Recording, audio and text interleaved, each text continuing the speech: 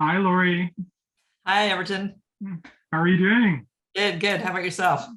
Doing very well, doing very well. Looking forward to this conversation. It's Yeah, been a me while too. since we touched base, so I'm happy. Yeah, me too.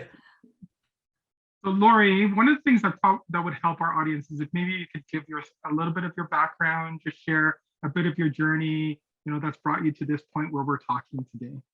Yeah, sure. So I am probably what you would call a career term marketer. I basically grew up in the financial services sector working for a credit union and enjoyed that role for about 28 years. And my portfolio and the things I was responsible ranged from brand and advertising, and credit unions, you would call them members, member experience, data, and sort of community giving and philanthropy research was in there as well. And I left the organization I was with to try and do something fun and new. So I started my own organization, which the organization sounds broad. It's just me, and I bring in people as we get work, and it's called Collective Good Business Services. And it's a concentration really on bringing business services to smaller sort of purpose-led social organizations. I do a lot of work with nonprofits, and I'd say primarily the work has been in the strategy, corporate strategy, marketing strategy, and then marketing planning and research. So some of those same things I was good at, just providing them to smaller shops. And I get the chance to work with a variety of organizations from nonprofits to a national security company, believe it or not, a garden company. What else is in there? A purpose-driven real estate development company. So it's a chance to learn more about different industries and hopefully be helpful. Nice, nice. So learning about different industries is always a bonus. And one of the things when I was looking at your profile, just trying to understand a little bit more about the Collective Good Inc., I saw that your title is Chief Goodness Officer. Yes. And I thought that was a great title. And my first question, something I want to dig in with you is, how do you interpret goodness? Yeah. I mean, I think it's, well, for me, it's maybe three things. It's operating with a sense of goodness. So bringing your best self to work every day, being motivated for the right reasons, and wanting to bring goodness to an organization. And so I would also define that as thinking beyond profit. What good can you do for the world? And then I also think that working with organizations that are valuing good and doing good work. So can I bring my good work to others who are doing good work? And I think I chose that title because I'm an entrepreneur. I can call myself whatever I want. And so it felt like it would be intriguing to people, but it also is about probably why I get up every day to work with good organizations, to make them gooder, to use some bad grammar, and to have a good time, to be honest, to really enjoy what I'm doing. Does that make sense? It does. It does. And then when I'm listening to you, Lori, there's the piece in terms of external, what's happening outside the organization. But then you also mentioned something else. You said bring good to the organization. So is that how you think about it too? There's like the piece in terms of, the goodness that's being spread by the organization, but then as well bringing something inside to, maybe have an effect internally in terms of what's happening. Yeah, I mean, so I work with nonprofit organizations, and they sort of ooze goodness. They're usually started for a cause, and everyone knows that cause. But I also work with organizations that are looking for what is that good they can do for the world. And so, there's a bit of a process that we go through in terms of helping them identify that. Because I think, certainly in my time, I think we've moved from marketing an end product to really starting to talk about why an organization exists. And I do think, generally consumers are starting to move to really want to understand, what is this organization doing for the world? But also I have a 20-year-old who's at university, and he evaluates companies based on goodness, to be honest. Like that is one of his key measuring tools. And, some of my research has found that Gen Z and likely Gen Alpha, I think it is after them, that this criteria around am I dealing with a good organization? And it's not enough to say you're good. It's what are you doing to show that you're good? And so I think that when I work with organizations, that's what I'm trying to sometimes they're doing good, but they're just not telling people about it. And sometimes they are struggling to figure out what is the good that they're trying to do for the world. And I can help them with that as well. Does that make sense? I hope. Yeah, it does. And that piece in terms of being able to communicate and find it. So there's one thing where you may be doing something, but you just don't really know how to communicate it. And then there's the other thing where you're not sure what your place could be as an organization. You may have a great product, you may have a making money, being profitable, but then really trying to say, how can we maybe just think about what we deliver a little bit differently that could tie in or connect with that goodness that we can now put out into the world, and I think as well connect with our potential customers, right, in a deeper way.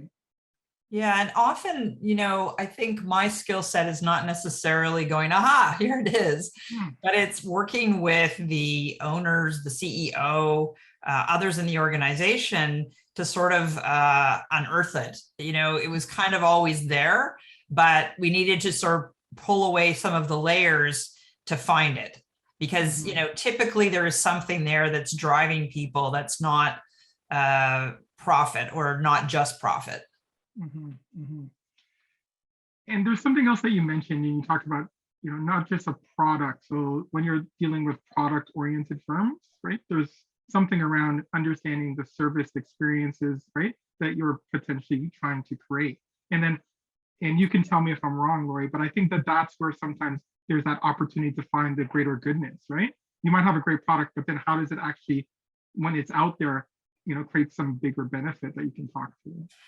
Yeah. And, I think customer experience, employee experience, and brand experience, I think are really tied together. And I do think that an organization that has found its purpose can ignite employees, and then ignite employees, ignite customers. And, it's the gift that's kind of like the pebble and the rings around it as it expands. I also know that like customer, and you have a business in this, right? I mean, customer experience and the journeys they go through, the pandemic has made everything so readily available. So these experiences come quickly. And personally, even my bar is set fairly high on what I believe a good experience should be. But there is this connection sometimes that people have to an organization as a customer that I also think people need to understand. And how do we make that connection stronger? And how do we maybe at times bring new elements of delight? To me, that's around the customer experience. So the customer experience is absolutely critical. And you mentioned that connection that can be created, right, from the experience. So can you talk a little bit more in terms of like, how do you, work with organizations to understand the opportunities related to the connection with the customer that might be there for them? Yeah, I mean, one of the things I do, and it's very it's simple, is I always want to talk to real live customers. And so I'm working with an organization right now that does purpose-driven developments where they are developing usually mixed use buildings, but they are really doing those in service of triple bottom line. So they want to bring social values, they want to bring environmental values. And one of the things that I learned in listening to their customers is how much they value the relationship and the conversations that they have, and the listening that organization does in terms of the needs of their clients. And so I think this idea of really understanding and listening. And another organization I work with sells garden supplies. And I think on the surface, people would say that's a lot about plants. And certainly it is. Plants are the thing that people go home with. But in essence, they're selling connection. People had, especially during the pandemic, such a connection to plants. And we did some survey work that basically told that organization that, I love the fact that you bring joy and I get to grow this life, this plant, and the connection I have with that brings me so many emotional benefits. And so it's going past sometime, I think, the product itself to figure out what is the customer's motivation in wanting that product and what is its role in their life. I know that sounds rather lofty, but who knew? And especially what we learned during the pandemic is for plants played such a role in people's lives because it was something they could literally, or no pun intended, dig into, right? It was, they were isolated at home, but they could go out to the garden and they could plant and see things bloom. And so there was this connection with the earth. And actually they were, by planting those plants, helping the world, right? Putting that good energy out into the world. And so, yeah, I've probably over answered the question, but I think it is always talking to the customer and understanding their motivations. And sometimes the experience isn't great, and that you can learn a lot from as well. It's almost good experiences, bad experience, equal learning. Mm-hmm, mm-hmm. And then I know you work quite a bit with, I guess what's the right way to say it, but socially oriented organizations. Do you see them understanding that the experience is an important thing for them to think through? Or is that something where you are maybe trying to help them to take the next step in terms of, thinking bigger around those experiences? So to your example, like, how's that fitting in, and delivering the bigger experience? Yeah, so I mean, I worked with a very small nonprofit who certainly understood their cause and would always, we're very good at donor pitching, going out and saying, this is our cause and you really need to get behind it. And they could really pull on the heartstrings and get that connection where people are like, yeah, I'm going to sign a check. What they didn't do though, and this is through conversations with their donors, was go to the end of that story. So I was at the beginning of the customer journey. I met with you and I connected you to the cause and there was an emotional attachment, but those same donors were kind of wondering, well, what happened to my money? Where did it go? What was the good it created? And it created tons of good. But I think that this, again, very small organization thought their job was done when the money came in. And so it is about, using this one example from a donor perspective, it's about the donor's journey and connecting them with that cause. So, you gave us this donation, Everton, and here's how, here's what we're going to do with that. We're going to buy this equipment, or we're going to, do this particular program. And then we're going to come back to you and tell you the results of that program. And so you get that. It's almost like, I don't know. It's like buying a meal, getting excited about a meal and not eating the meal and have the joy of it, the taste of it, if you know what I mean. And so that would just be an example of, bringing that lens of the customer journey that, maybe we think about a lot of the time from a profit-based organization, but it is something that I was able to bring. And many nonprofits do complete this cycle. I don't want to mislead you there, but I think for just this one organization, they didn't really understand it. It was a real need that their customers had.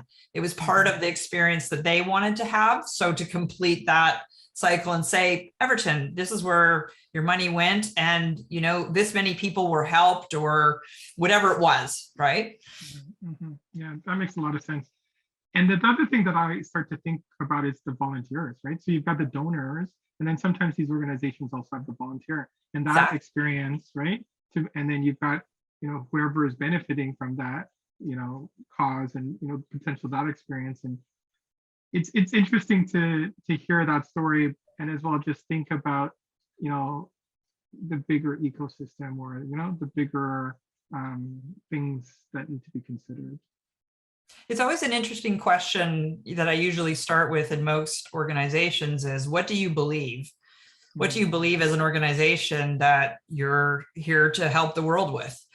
And sometimes that, takes people aback, kind of like, well, no, who would believe it if we said that? Or no, we don't do that. We just sell X.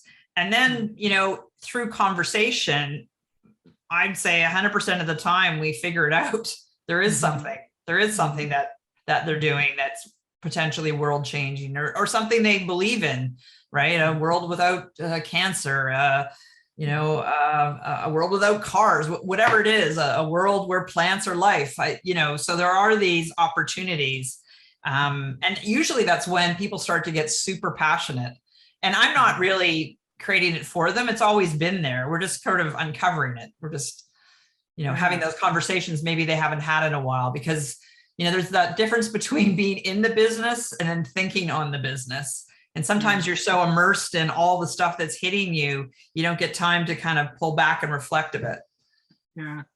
And coming back to, something you mentioned earlier in the conversation, for certain customers like your son, right, it's really important to be able to think through that as they're making purchases. So if an organization can communicate it, then he can hear it, and then he can get engaged and say, yeah, this is a good choice for me. Versus, if they're not saying it, then he's like, well, maybe there isn't anything, or maybe they don't really have that reason for being. So let me move on. Yeah, there's a great, he's a Toronto-based guy, Ron Tite. I don't know if you've heard of him. He runs an organization called Church and State. And he wrote this great book that I use all the time because it's so simple. And I think simple works for me, which is called Think, Do, Say. And it basically says every organization should have a think, whatever it is they believe. And then they should always do and act as they believe. They shouldn't be caught out in something that's inconsistent with what they think. And then when they go to say is where the marketing, the advertising piece comes in. But if all those things are lined up and consistent, then their story rings true. And so for my son would be, you say that, now I'm going to check out and see what you do, right? I'm going to make sure that what you say is what you do. And so, like, again, one example, but I've read some research on this that Gen Z will go and we'll look up your mission statement and your vision statement, and then we'll kind of look and see, oh, okay, what are they doing to live that? I want some proof. So it's interesting. And I think just things like the pandemic and the, where people are sort of reevaluating their values has probably changed for a lot of people. What, yes, price is important, but there's other things that maybe were lower down. They're starting to rise up now. And information is so available compared to the past. So if someone wants to look, they can get access to information as a corporation, that you might not want them necessarily to know. They're going to be able to uncover it. Yeah, for sure. And I remember, I don't know the name, but there was this book, it was called The Naked Corporation. I don't know if you've heard of it, right? And I remember the author, I saw him present, and it always stuck with me. He said, it is so transparent now, the world, in terms of the information that what's happening inside of your house, outside of your house as an organization. So at the end of the day, if you're going to be naked, right, everyone can see, you might as well be buff, right? And that was the thing that I remember him saying. So just, make sure you got the muscles, make sure you get you toned, because everyone's going to see. So just work on it, right? Get yourself to the best shape you can be. And at the end of the day, if anybody sees it, you're not worried. So, yeah. No, that's good. That's good. No, I like that. Yeah. So it always stuck with me. Just, might as well be buff if you're going to be. So I had one other area that I wanted to talk to you a little bit about. And it was just around maybe just challenges that you've seen specifically for, social purpose ventures, areas that maybe are neglected that, you think maybe they should think a little bit more about in the future. And maybe are there, that was my last area I wanted to talk to you about. Yeah, I mean, there's a range, and certainly from the sort of true nonprofit or charitable side, the challenges they see are around budgets, funding, just the ability to get their story out. So I think that there's often great stories and there's different ways of telling those stories, but charities and nonprofits have been hurt through the pandemic for sure, because some of their key fundraising activities, if they involve like in-person events, can't happen or didn't happen. So they had to pivot and do things a bit differently. The opportunity, I think, that exists for, say, nonprofits and charities is they have such compelling stories that are very authentic. And so the ability for them to harness those stories and get them out using social, I think is there. And, that I've seen many of them really investing in telling those stories. So I think that, there is also, in a way, that can be a challenge for, I'll go the other end, for profit organizations, because they may have been successful in the product flogging area, right? They're really good at selling stuff. But I think they need to be very aware that, I'm telling you stuff, that, products can be copied, but, your why, it's hard to copy someone's why, especially if it's pervasive through the organization. What you think and what you do and what you say are all aligned. But I do think it can be a struggle to get everyone on the same page, but it's worth the investment, because I think at the end of the day, it becomes a stronger story. And so there's lots of organizations now, for example, the United Way in BC or in Vancouver is really concentrating on helping organizations find their social purpose and mission, for a reason, I think, because organizations, the larger you get, the harder it is to have everyone aligned on that. And so I think it's a good use of your time to make sure you are aligned on that and not make it overly complex, make it sure it's something that everyone can understand. And then the communication of that goes back to, it becomes real, right? If you want to say you're about something, but you can't show the evidence of it. So I think that is the one is making sure you have something that goes beyond, is more than just profit for why you exist, that it's consistent and everyone understands it. And it's actually true that you're doing things that align to it. So I think those are some of the challenges that I see. And they, I think sometimes the larger the organization, I'm sure you've had experience in this as well, the harder it is to align everyone. Absolutely.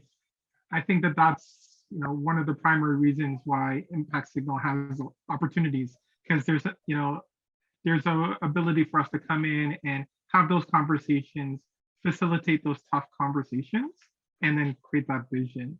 And when we're talking to the customer, when we're pulling in the data, it starts to, round things out so people can ideally start to see things in a similar way and start to point in a direction that's consistent. Yeah, in a way, I think that you and I are kind of in the same business, and maybe all consultants are, I don't know. but it is that we have that ability to look on the business. And I think, often people who don't come from that industry can bring insights that frankly others don't see, because your head's down. And you also have a little bit of that, you've been given kind of the authority. So you've been brought in from the outside. And so people will listen to you maybe a bit more because we paid to have these people, they're bringing value. And so we have that opportunity, which I think is awesome. And I'm very grateful for it, because it's really quite fun to be able to look at organizations a bit differently. And then there's the listening part, because it's not so much that we have all the ideas, but we can take people on a conversation that perhaps they haven't had in a while and help them in a way figure out their own path. Yeah, absolutely. Listening skills and just being able to take the information. And what I always think about is like the trampoline effect, right? So information comes in, and then how do we take it to the next level for the organization? Yeah, yeah. And what are you seeing around customer experience these days and experience design? Do you think it's the pandemic or any of the, I don't know, different situations we've been through have caused things to change at all for consumers? I was curious.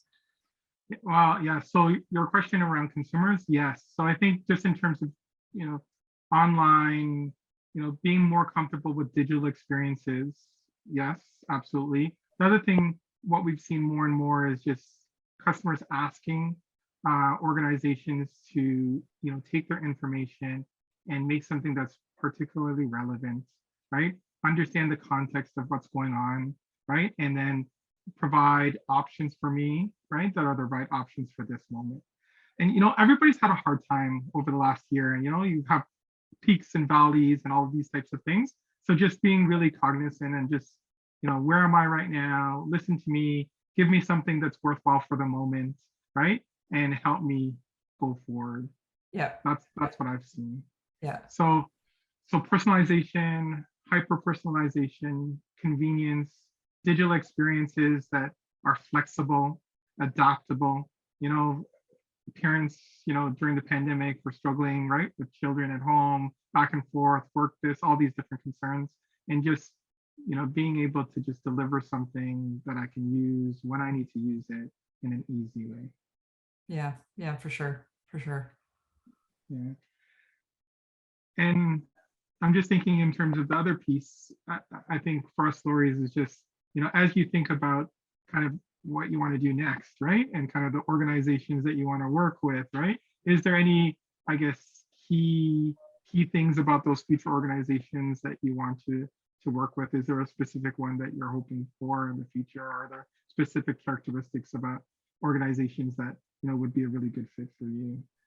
Yeah, I love working with probably smaller organizations because I think we can move things a bit faster. I like working with sort of entrepreneurs and or partners, or more so the people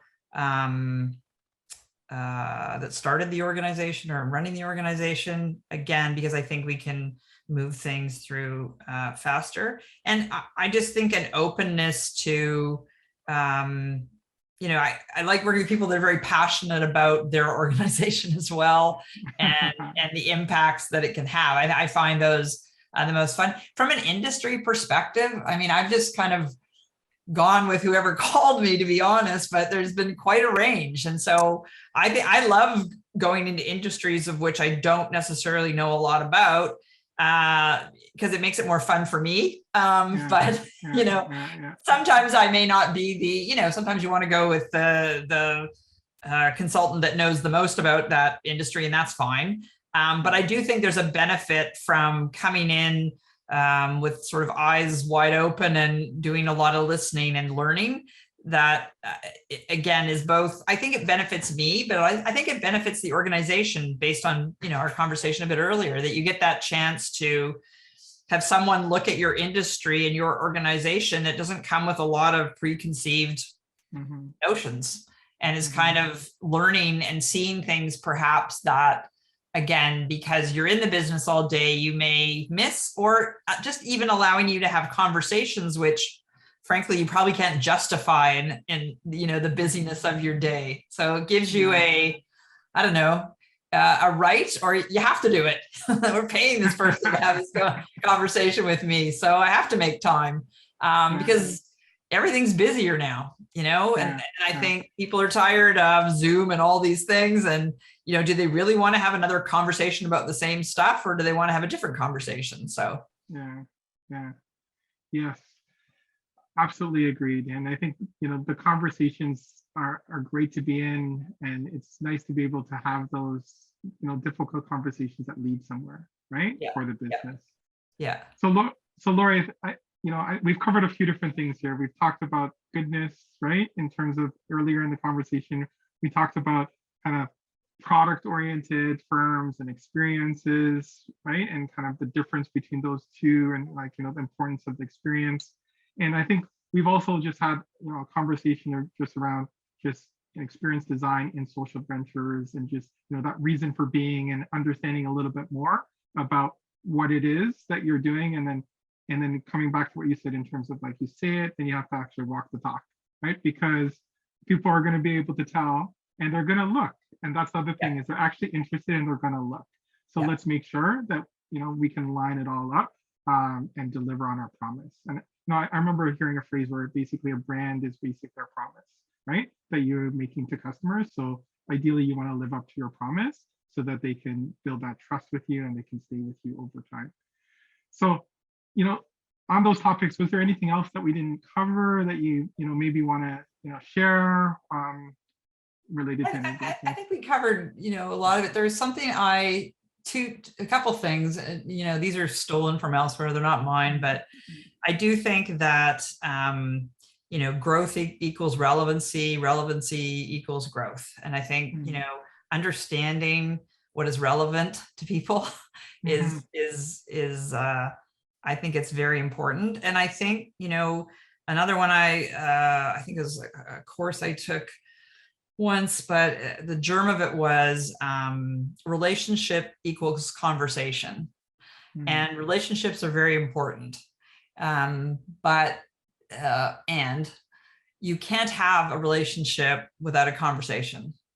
And so I think, what you're doing right now, and you're actually building relationships.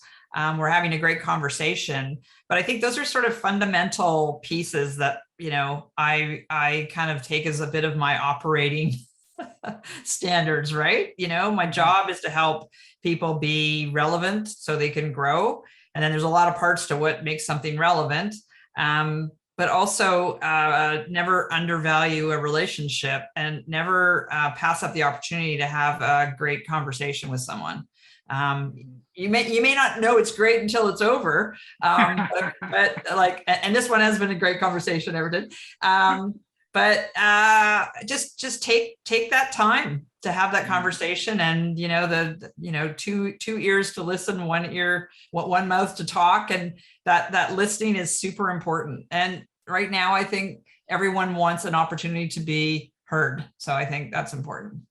Yeah, thank you so much, Lawrie. I think that's a nice place for us to end off in terms of just the importance of relationships and conversations and listening. Yeah. So thank you again. Really appreciate your time, Lawrie. Yeah, and thank you so much for the opportunity to have a great conversation. I really appreciate it. All right, see you later.